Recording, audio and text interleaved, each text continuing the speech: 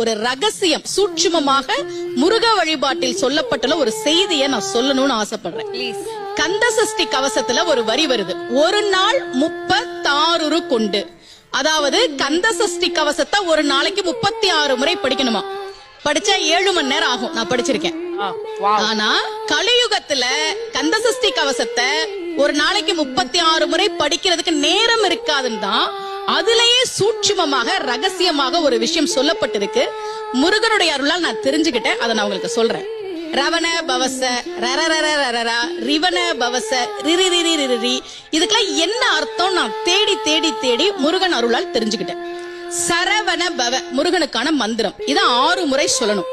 இப்ப சாவ தூக்கி பின்னாடி போட்டீங்கன்னா ரவண பவச, அத 6 முறை சொல்லணும். இப்ப ராவ தூக்கி பின்னாடி போட்டா வனப வசர, வாவ தூக்கி பின்னாடி போட்டா நபவ சரவ.